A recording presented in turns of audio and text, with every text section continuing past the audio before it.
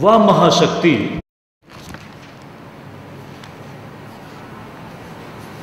तीन रूपों में है। महाकाली, महालक्ष्मी और महासरस्वती। महाकाली के रूप में वह जो कुछ भी कल्मश है, जो कुछ भी बुरा है, उसको वो ध्यान देना। आपने किसी के कीचड़ को साफ किया तो वह कीचड़ आपकी अंगुली में, हाथों में लगेगा कि नहीं लगेगा? लगेगा। आप जब कीचड़ को, उदाहरण के रूप में एक कपड़े को आप धोते हैं, तो जब कपड़े को धोते हैं और कपड़ा बहुत गंदा है तो कपड़े की गंदगी तो छूटती है, लेकिन उस कपड़े की गंदगी के छांटे आप में पड़ते हैं कि नहीं पड़ते हैं? तब आप भी तो अपने आप को धोते हैं। यानी कीचड़ आपने अगर किसी जगह से हटाया, गंदगी को हटाया, तो वह गंदगी आप को भी प्रभावित करती है, लगती है। ध्यान देना, इसीलिए वह सुंदरी थोड़ा काली काली सी दिखती है, काली काली सी दिखती है, संपूर्ण कल्मश को नष्ट कर डालती है। वो हमारे सामने संसार के संदर्भ में ही अपने आप को बदलती चली जाती है। जिस समय भाषा की जरूरत है तो भाषा के बिना काम नहीं चलेगा, तो उस समय वह महासरस्वती रूपा है, महासरस्वती रूपा। लेकिन आप कल्पना करिए, वाणी का व्यापार सफल कब होता है? एक दुकानदार दुकान में बैठा हुआ ग्राहक को अपनी वाणी से ही तो प्रभावित करता है। तो दुकान उसकी चलती कब है? जब दुकान का सामान बिक जाए। और दुकान का सामान न बिके तो इसका मतलब है दुकानदार की दुकान नहीं चल रही है। अच्छा, दुकान का सामान बिका तो मिलेगा क्या? पैसा मिलेगा। इसका मतलब वाणी के बिना पैसा भी नहीं मिलेगा। तो वाणी का संबंध किसके साथ है? पैसे के साथ। इसीलिए सज्जनों, जो विपरीत है आपके उद्देश्य में, जीवन के किसी भी मोड़ पर, उसको नष्ट करने वाली शक्ति काली, और जो आपके जीवन व्यापार के साथ, वाणी के साथ आपके उद्देश्य के रूप में है, महालक्ष्मी। इस प्रकार वाणी, महासरस्वती, महालक्ष्मी, महाकाली तीनों एक साथ जो अपने आप में है, उसी का नाम है महाशक्ति।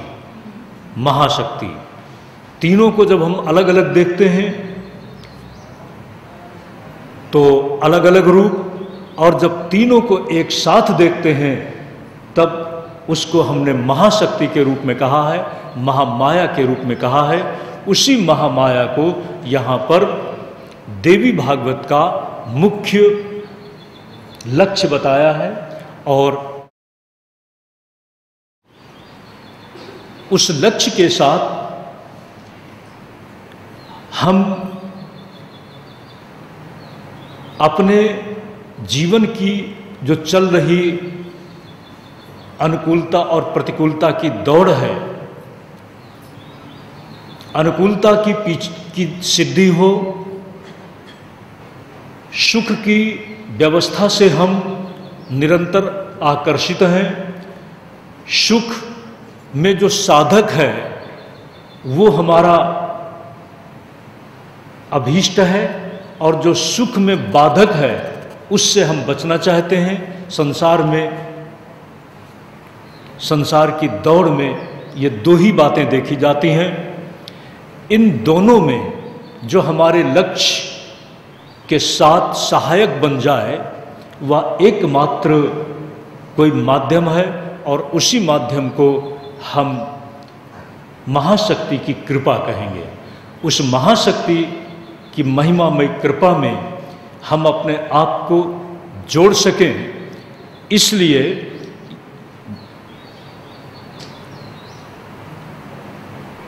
कथा में प्रवेश करते हैं और कथा में प्रवेश करते हैं महात्म्य के साथ। जब आपको ये विश्वास हो जाता है, आपको कोई, मान लीजिए थोड़ी देर के लिए कोई पाठ कराना है, आपको किसी तरह की छोटी मोटी बीमारी है, तब आप ये जानना चाहते हैं कि मेरी बीमारी को कौन दूर कर सकता है। आपके उद्देश्य को सिद्ध करने में अगर कोई अनुष्ठान हो सकता है, कोई पाठ हो सकता है, तब आप ये जानना चाहते हैं कि इस अनुष्ठान से क्या उसकी समस्या दूर हुई है। इस डॉक्टर के पास जाने से इस तरह का रोग दूर हुआ है, ये जब आपको जानने को मिल जाता है, आपका विश्वास जग जाता है और इसी के साथ आप उस डॉक्टर के पास जाते हैं या आप फिर उस योग्य विद्वान पंडित के पास जाते हैं और उससे अनुष्ठान कराना चाहते हैं। ध्यान दें, आपको जब ये पता चल जाता है, सुनिश्चित हो जाता है कि ऐसा करने से ये लाभ होता है और इससे लोग लाभान्वित हुए हैं, तो आपके अंदर विश्वास घनीभूत होता है और आपकी यात्रा आगे बढ़ती है।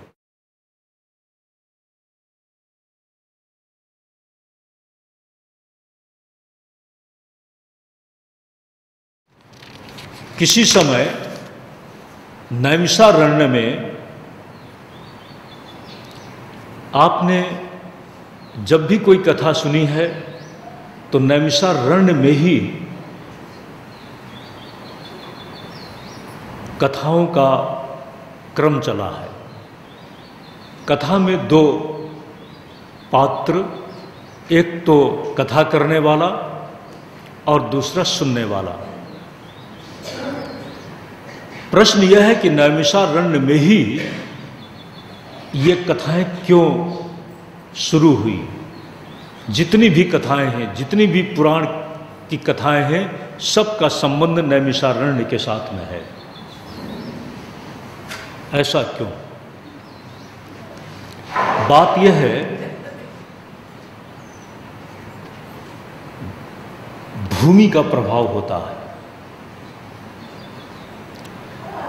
नैमिषारण्य के संबंध में आख्यान है कि किसी समय सभी देवताओं ने ब्रह्मा जी के पास जाकर के प्रश्न किया है कि कोई धरती में सबसे पवित्र जगह है क्या, और उस पवित्र जगह की विशेषता क्या है। उस समय ब्रह्मा ने उनको एक चक्र दिया है। चक्र, उसको नेमी बोलते हैं, और कहा कि जहां पर ये गिर जाए उसी जगह को समझ लेना कि वो पवित्र जगह है। उस चक्र को हमारे शास्त्रकारों ने, ग्रंथों ने बताया कि ये मनोमय चक्र था। मनोमय चक्र, ध्यान देना, आपके मन की भी एक गति है। मन आपका कहाँ चलता है? तरह तरह के संकल्पों में।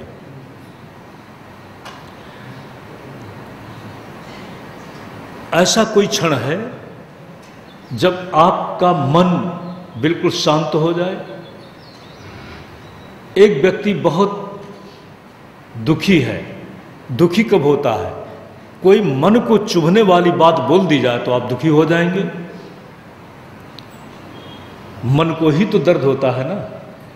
और ध्यान दें, आपको अगर कोई अपने दुर्व्यवहार से परेशान करे तो भी आपका मन परेशान हो जाएगा।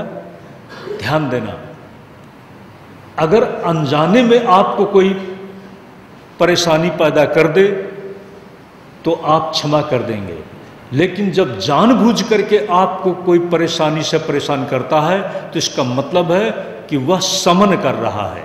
अनजाने में होती है बात तो उसमें मन नहीं है। जैसे चलते चलते आपने अनुभव किया होगा, चलते चलते किसी व्यक्ति का पैर आपसे टकरा गया और आपका बैलेंस बिगड़ा।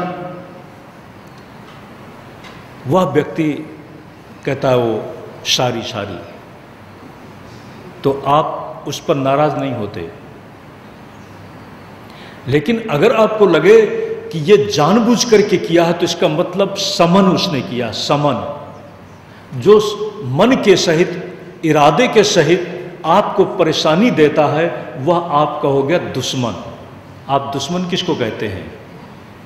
जो आपके मन के विपरीत करे वह है दुश्मन। सुख दुख की प्रतीति कहाँ होती है? मन में। तो कोई वाणी से आपको पीड़ित करता है तो आपका दुश्मन। वाणी से भी तो कोई किसी को परेशान करता है। इसीलिए कबीर ने कहा, वाणी ऐसी बोलिए, वाणी का ऐसा प्रयोग करो जो किसी को दर्द न दे। आगे यहां तक कह डाला कि जिस वाणी से दूसरे को चुभन होती है अपने को भी चुभन होती है। इसलिए वाणी के साथ भी वाक संयम की बात की। तो जब वाणी से कोई आपको दर्द देता है तो वह आपका दुश्मन है। जब आपको व्यवहार से कोई दर्द देता है तो वह आपका दुश्मन है। ध्यान दें, आपका मन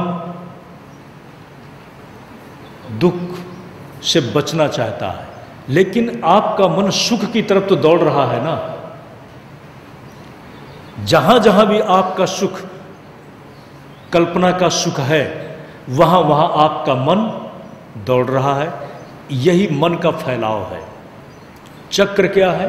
मन की गति भी चक्राकार है। जहां पर देवता लोग चलते चलते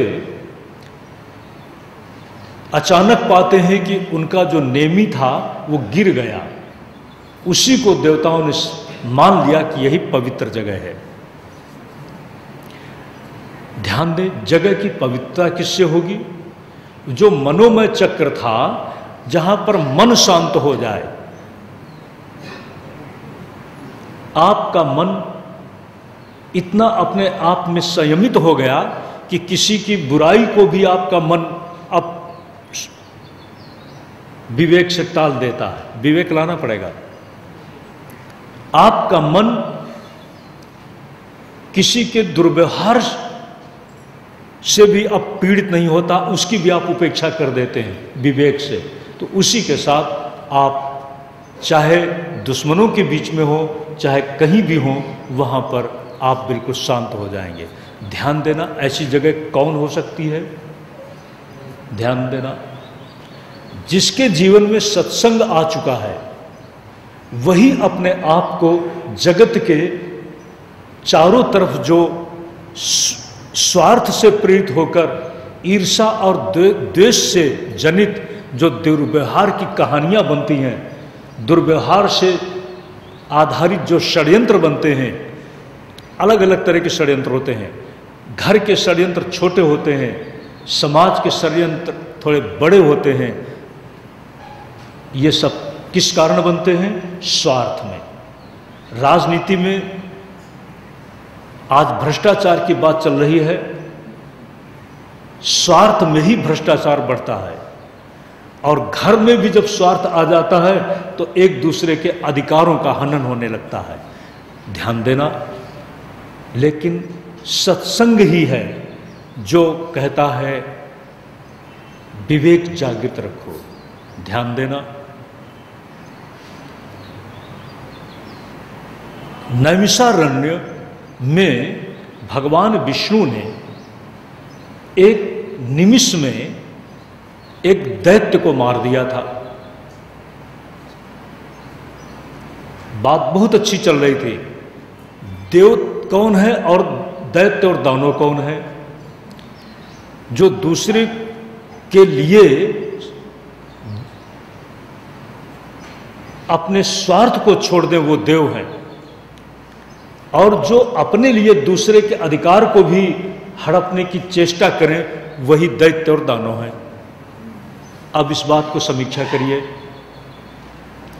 भगवान ब्रह्मा के पास दैत्यों ने वरदान के रूप में क्या मांगा?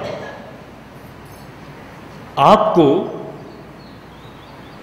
संपूर्ण पुराणों की कहानियों में कहीं भी एक भी ऐसा उदाहरण नहीं मिलेगा जब किसी देवता ने अमर होने का वरदान मांगा हो। एक भी उदाहरण नहीं मिलेगा।